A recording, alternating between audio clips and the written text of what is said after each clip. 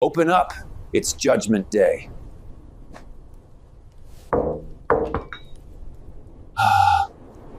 The colors were wrong. Miles Whitaker held the 14th century stained glass fragment up to the cathedral's winter light, his practiced eye catching what others had missed. The blue wasn't cobalt. Someone had replaced the original with modern glass, expertly matched but worthless. 15 years of restoration work, and he'd never seen deliberate fraud this sophisticated. His phone buzzed. A text from Melanie. "Working late again? Don't wait up." The same message she'd sent 3 nights this week. Miles set the glass down carefully, his methodical mind already cataloging inconsistencies. The fake panel, his wife's sudden overtime, the strange invoice he'd glimpsed on her laptop for emergency window tinting at Jensen Auto. Jensen, her maiden name. Miles drove home through the upper Hudson Valley's skeletal winter landscape, past frozen ponds and bare maples that clawed at the gray sky. Their house sat isolated on 12 acres, his workshop barn visible behind the main structure like a faithful dog. Everything appeared normal. Everything except the tiny details that screamed wrongness to someone trained to spot restoration fraud. Inside, he moved through rooms that felt suddenly foreign. In his workshop, tools sat displaced by barely an inch. His antique glass cutter rested beside modern pliers he'd never owned.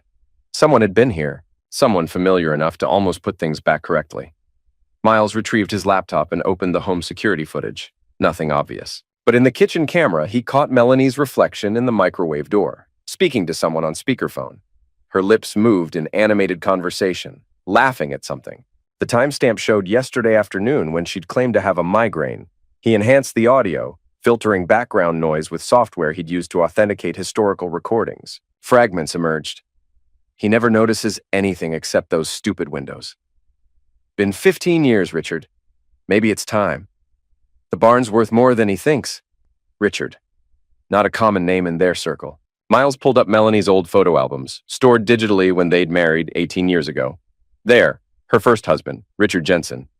The man she'd claimed died in a car accident in 2006. Miles felt something cold settle in his chest, the same feeling he got when discovering a priceless artifact had been vandalized. But this wasn't about history. This was about his life being systematically destroyed by someone who shared his bed. He spent the next hour researching. Richard Jensen owned 3 auto dealerships across Columbia County, very much alive, very successful. And, according to public records, he divorced Melanie in 2005, 1 year before she'd told Miles her late husband had died. The front door opened. Melanie's heels clicked across hardwood, accompanied by the rustle of shopping bags. "Miles? I picked up dinner from that Thai place." He closed the laptop and walked to the kitchen, studying his wife with new eyes. 43 years old, auburn hair always perfectly styled, clothes that cost more than his monthly workshop budget.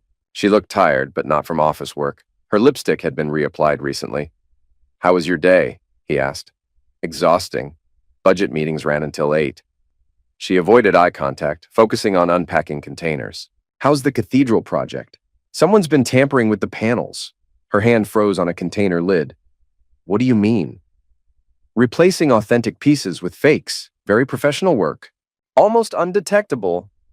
"That's terrible." She resumed unpacking, but her movements had become mechanical. "Any idea who would do something like that?" Miles watched her carefully. "Someone with access.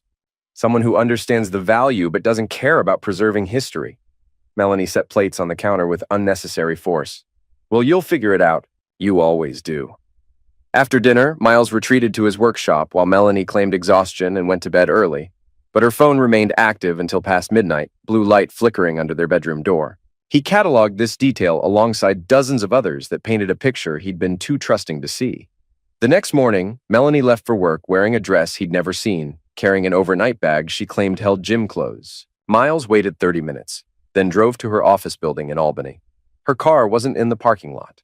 According to the receptionist, Melanie had taken a personal day. Miles felt the familiar calm that descended when he worked on particularly delicate restorations.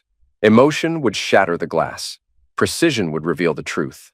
He called Thomas Elder, an old friend who'd retired from insurance investigation to pursue genealogy research. They'd known each other since college, bound by shared appreciation for methodical detective work. "Tom, I need a favor. Discreet background check on someone." "Personal or professional?" "Both." Richard Jensen owns Jensen Auto Group in Columbia County. Thomas's pause stretched too long. Miles, why are you asking about Dick Jensen? You know him? Know of him. Local big shot thinks he's still the high school quarterback. Bit of a reputation with married women. What's your interest? Miles chose his words carefully. He might be connected to some fraud I'm investigating. I'll make some calls. Give me a day. That evening, Melanie returned home animated and chatty, asking detailed questions about his cathedral work. Her sudden interest felt performative. Miles answered while mentally recording her reactions. When he mentioned potential insurance fraud involving stolen artifacts, she grew quiet. You're not in any danger, are you? She asked. From investigating art theft, hardly. But she watched him with new intensity, as if calculating risk. Thomas called the next morning with preliminary information. Richard Jensen was indeed alive, divorced twice, currently single. His dealerships were profitable but leveraged heavily. Most interesting, he'd been seen regularly at the Riverside Motel off Route 9, always with the same woman, described as classy redhead, drives a blue Lexus. Melanie drove a blue Lexus. Miles spent that afternoon installing discrete tracking devices in her car and purse, purchased online and smaller than thumbnails. If Melanie was meeting Richard, he'd document everything. The devices activated that Thursday. Melanie's phone showed her at the office, but GPS tracking placed her car at the Riverside Motel from 2 p.m. to 5 p.m. Miles drove there, parking where he could observe the lot. Her Lexus sat beside a black Mercedes he recognized from Jensen Auto's website. Through the motel room window, he glimpsed two figures embracing. 15 years of marriage, and his wife was spending afternoon in a roadside motel with her supposedly dead ex-husband. Miles photographed the license plates and left. He felt strangely detached, as if observing someone else's life disintegrate. Perhaps this was how ancient craftsmen felt watching their work destroyed by time and neglect. Sad, but unsurprised. At home, he found Raina in the kitchen, making a sandwich before her evening job at the local movie theater.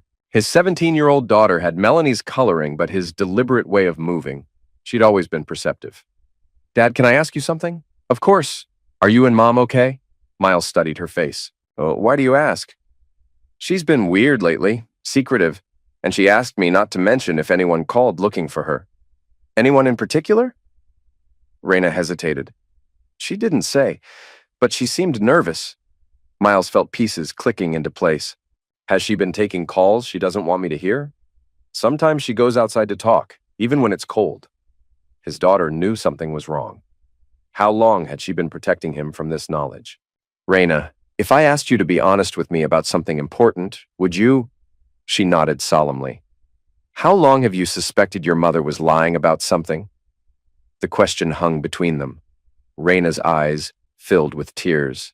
Since last summer. I saw her car at that motel near the highway when she was supposed to be at work. I didn't know what to do. Miles felt a surge of protective fury. His daughter had been carrying this burden alone. You did nothing wrong, he said quietly. Sometimes adults make choices that hurt the people who love them. Are you going to divorce her? The direct question deserved an honest answer. I don't know yet, but whatever happens, you and I will be fine.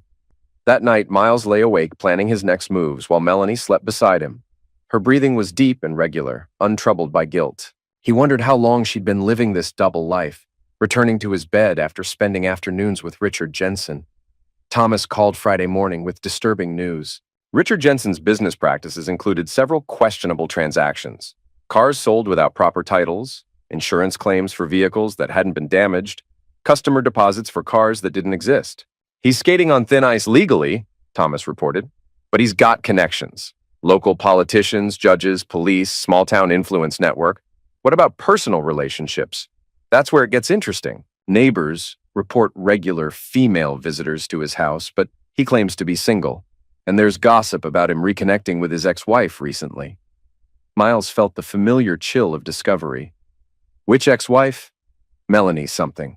They were high school sweethearts. Married young, divorced after a few years. Word is, she remarried some quiet guy and moved out toward the valley.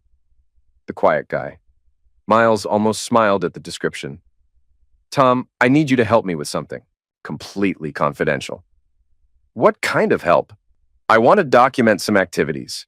Photographic evidence. Can you handle surveillance work? Thomas paused. Miles, what exactly is going on? My wife is having an affair with Richard Jensen. Has been for who knows how long. I need proof before I decide how to handle it. Jesus, Miles, I'm sorry. Don't be sorry. Help me get evidence. They met Saturday morning at a diner near the cathedral where Miles was working. Thomas brought professional-grade surveillance equipment. Telephoto cameras, audio recorders, GPS trackers more sophisticated than Miles's amateur devices. Insurance work taught me to be thorough, Thomas explained. If we're doing this, we do it right. They established a plan. Thomas would handle mobile surveillance while Miles monitored electronic communications. They document Melanie and Richard's meetings, record conversations when possible, and build an unshakable case of adultery and fraud. What's your endgame? Thomas asked. Miles considered the question. What did he want? Justice? Revenge? Simply the truth? I want her to understand the consequences of betrayal. Monday morning, Melanie announced she'd be working late all week on a special project. Miles nodded sympathetically while mentally alerting Thomas to prepare for extended surveillance. That afternoon, Thomas called with the first report. Melanie had met Richard at an expensive restaurant in Saratoga Springs, acting like a couple on vacation.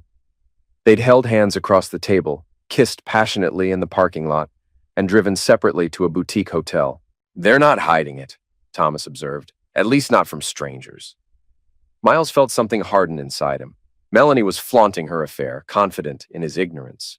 Tuesday brought worse news. Thomas had observed Melanie and Richard at a real estate office, looking at property listings. They'd spent 2 hours with an agent, clearly shopping for a place together. Miles, I think they're planning something bigger than just an affair. That evening, Miles confronted Melanie indirectly. How's the special project at work? Challenging, lots of moving pieces. Anything I can help with? She looked startled. Help with?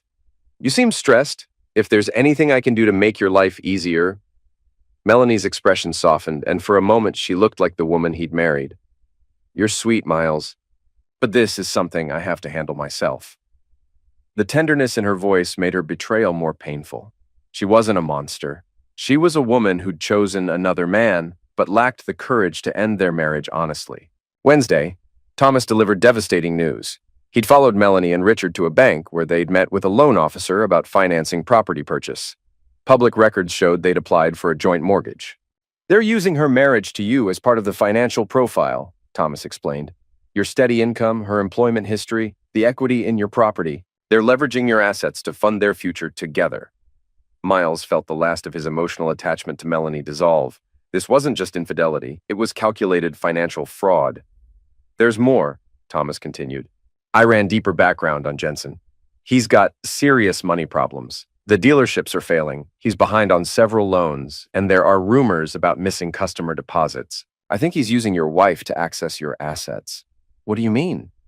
Your house is worth significant money. Your workshop contains valuable antique tools and glass pieces. If Melanie has access to those assets, Miles felt pieces of a larger puzzle clicking together. The displaced tools in his workshop, Melanie's sudden interest in his work, her questions about insurance and valuations. She's been cataloging my collection. That would be my guess. Jensen needs money, and your wife has access to valuable items that might be easy to liquidate quietly. That night, Miles conducted a thorough inventory of his workshop. Several pieces were missing. Not his most valuable items, but significant enough to notice. Antique glass cutters, specialized restoration tools, even some finished panels he'd planned to display. Melanie had been stealing from him, systematically, probably for months. The betrayal felt different now. Personal infidelity was one thing, but theft transformed the situation into something requiring decisive action. Miles spent Thursday researching divorce law, asset protection, and fraud prosecution. He learned about forensic accounting, evidence preservation, and the legal requirements for proving adultery and financial misconduct. He also researched Richard Jensen more thoroughly.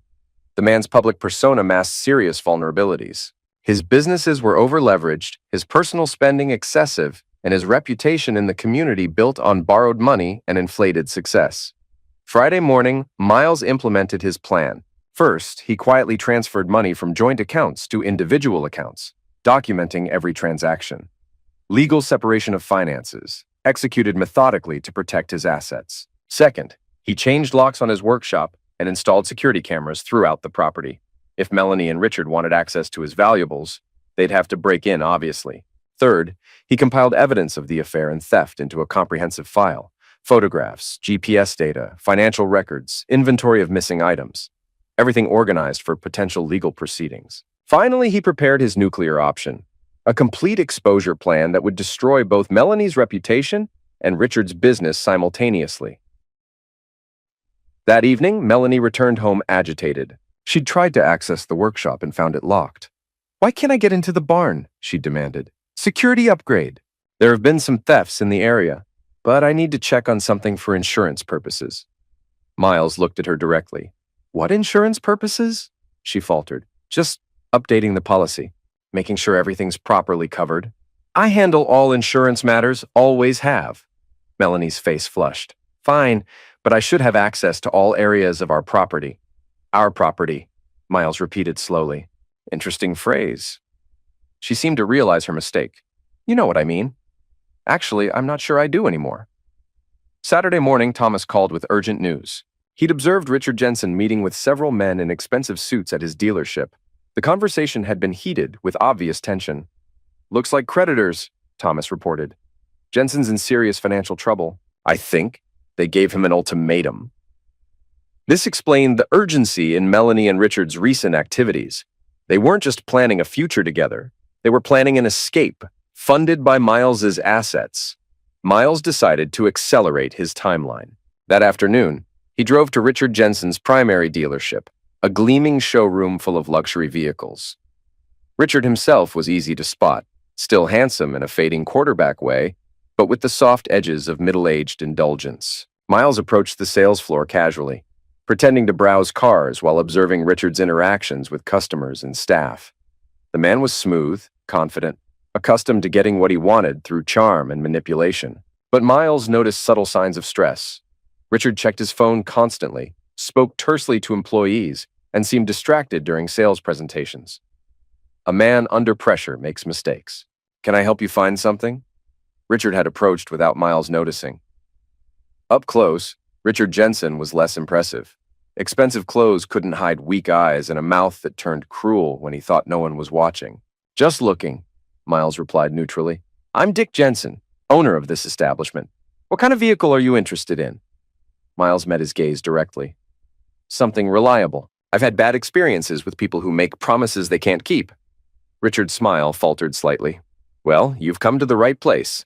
I guarantee every vehicle on this lot." "That's reassuring." "I hate being lied to."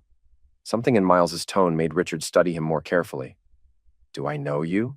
I don't think we've been properly introduced." Miles left without identifying himself, but he'd accomplished his goal. Richard Jensen was exactly what he'd expected. A weak man pretending to be strong, surviving on borrowed money and stolen trust. Sunday evening, Melanie announced she'd be attending a work conference in Albany all week, staying at a hotel to avoid the commute. "Which hotel?" Miles asked. "The Hampton Inn near the airport." Miles nodded agreeably while making mental notes. Thomas would check if she actually registered there, but Miles suspected she'd be spending the week with Richard, planning their next phase. Monday morning, after Melanie left with a suitcase, Miles began his endgame. He called the regional office where Melanie claimed to work and asked to speak with her about a family emergency. After being transferred several times, he learned that Melanie had taken personal leave for the entire month. She'd been lying about work for weeks. Miles then called the Hampton Inn. No reservation under Melanie Whitaker or Melanie Jensen. Thomas confirmed that Melanie's car was parked at Richard's house Monday evening. She was living openly with her lover now, confident that Miles remained oblivious. Tuesday, Miles drove to the cathedral where he'd been working on the restoration project. The building felt peaceful, insulated from the chaos of human betrayal. He worked methodically on authentic 14th century glass, repairing damage caused by time and neglect. The irony wasn't lost on him. He spent his professional life restoring beauty that others had damaged, but some things couldn't be repaired. Some breaks were meant to stay broken. His phone buzzed with a text from Melanie. "Conference going well. Miss you." Miles deleted the message without responding. Wednesday brought concerning news from Thomas. Richard Jensen had been observed loading items from his personal vehicle into a storage unit, items that looked suspiciously like antique tools and glasswork. "I think they're liquidating your stolen property," Thomas reported. "Getting ready to convert everything to cash." Miles felt a cold fury settle over him. They weren't just planning to leave him. They were funding their escape with his life's work. That evening, he received a call from the police. Someone had reported suspicious activity at his property, a vehicle seen near his workshop after dark.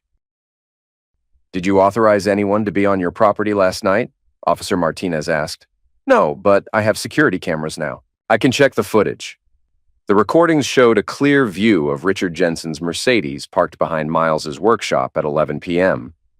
Two figures had approached the building with flashlights, tried the locks, and left when they couldn't gain entry. Miles provided the footage to police while making copies for his own files. Breaking and entering charges would complement the fraud and adultery evidence he'd compiled. Thursday morning, Miles called Melanie's bluff. "How's Albany?" "Still at the conference. Very boring presentations." "That's too bad. I was hoping to surprise you with dinner tonight." Silence stretched over the phone connection. "Tonight's not good," she finally said. "Team dinner with colleagues." "Which hotel restaurant?" "What? You said team dinner. I assumed it would be at the Hampton Inn where you're staying."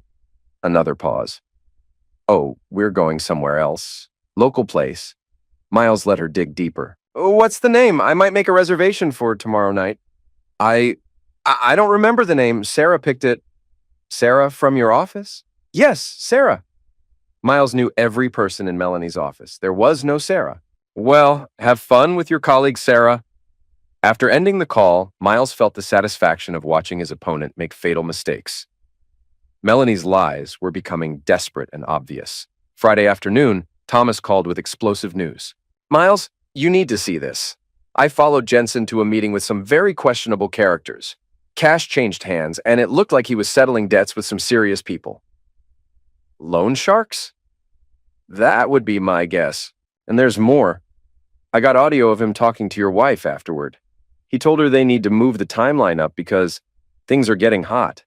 Miles felt pieces of the final puzzle snapping into place. "They're planning to run. Soon, maybe this weekend. Then it's time to end this." Miles spent Friday evening preparing his final moves. He organized evidence files, documented financial transactions, and prepared a comprehensive exposure package that would destroy both Melanie and Richard simultaneously. But first, he needed to confront them directly. Saturday morning, Miles drove to Richard Jensen's house, a gaudy McMansion that screamed expensive desperation. Melanie's Lexus sat in the driveway beside Richard's Mercedes. Miles knocked on the front door and waited. Richard answered, clearly not expecting visitors. He wore expensive pajamas and had the rumpled look of someone who'd been awakened suddenly. "What do you want?" "I want to talk to my wife." Richard's face went pale. "I don't know what you're talking about." "Melanie, my wife." "Who's been living here while claiming to be at a work conference in Albany?" From behind Richard, Miles heard Melanie's voice. "Oh God, Richard, who is it?" "It's your husband," Miles called out. "The one who's been paying for your affair for the past 15 years. Melanie appeared in the doorway wearing a silk robe Miles had never seen. Her face showed shock, fear, and something that might have been relief. "Miles, I can explain." "Explain what?" "That you've been stealing from my workshop. That you've been using our marriage as collateral for loans with your boyfriend. That you told me your first husband was dead when he's been screwing you in roadside motels." Richard stepped forward aggressively. "You need to leave. This is private property." Miles didn't back down. "Private property bought with laundered money from customer deposits at your failing dealerships?" The accusation hit home. Richard's face darkened. "You don't know what you're talking about." "I know exactly what I'm talking about. I know about the missing car titles, the insurance fraud, the customer money you've been stealing to fund your lifestyle. I know about the loan sharks you met with yesterday to pay off debts with money stolen from my workshop." Melanie and Richard exchanged panicked glances. "Miles, please," Melanie said. "Can we talk about this privately?" "We are talking privately. Just the three of us. No more lies, no more secrets. I know everything." He pulled out his phone and showed them photographs, images of them together at restaurants, hotels, real estate offices, GPS data showing Melanie's movements, bank records documenting suspicious transactions. 15 years, Miles continued. "You've been lying to me for 15 years. Did you ever love me? Or was I always just the cover story for your real relationship?" Melanie started crying. "It wasn't supposed to happen like this." "How was it supposed to happen? You steal everything I've worked for, disappear in the night, and leave me wondering what I did wrong?" Richard had heard enough. Look, man, these things happen. People fall out of love. You can't force someone to stay married. Miles turned his attention to Richard. You're right. I can't force her to stay married, but I can make sure everyone knows exactly what kind of people you both are. He pulled out a thick manila envelope. This contains copies of everything: photos, financial records, audio recordings, police reports. I'm sending copies to your business partners, her employer, both your families, and the local newspaper. Richard lunged forward, trying to grab the envelope. Miles stepped back smoothly. Touch me and I'll add assault charges to the fraud and adultery evidence. You son of a bitch, Richard snarled. You think you're so much better than everyone else with your quiet little life and your antique glass. Melanie's been laughing about you for years. How pathetic you are, how you never even notice when she's right in front of you. The words were meant to wound, but Miles felt only cold satisfaction. Richard was revealing his true character. She told me you two barely even talk anymore, Richard continued, that you care more about dead people's windows than your own wife. She said being married to you was like being married to a ghost. Miles looked at Melanie. Is that what you told him? She couldn't meet his eyes. Miles, you have to understand. I understand perfectly. You wanted out of our marriage but didn't have the courage to ask for a divorce. So you've been living a double life, stealing from me to fund your real relationship and planning to disappear with our assets? It wasn't like that, she protested weakly. Then tell me what it was like. Melanie struggled for words. We fell back in love. Richard and I have history. We understand each other. You understand each other so well that you've been committing fraud together. Richard stepped between them. That's enough. You've made your point. Now get off my property. Miles smiled coldly. Actually, this isn't your property much longer. I called your mortgage company this morning. Seems there are some irregularities in your loan application. They're very interested in reviewing your financial statements. Richard's face went white. You can't do that. I already did. I also called the state attorney general's office about missing customer deposits at your dealerships. They're opening an investigation. Miles turned back to Melanie. And I called your employer about the insurance fraud you've been helping with. They're very concerned about their reputation being associated with criminal activity. You're destroying our lives, Melanie whispered. I'm revealing the truth about your lives. There's a difference. Miles walked back toward his car, then turned for one final statement. Raina knows, by the way. She's known about your affair since last summer. She's been protecting me from the truth because she didn't want to see me hurt. Your own daughter thinks you're a liar and a cheat. Melanie's face crumpled completely. She's moving in with me permanently. I'm filing for emergency custody based on your financial instability and questionable associates. You can't take my daughter away from me. I'm not taking her away. She's choosing to stay with the parent who hasn't been lying to her for years.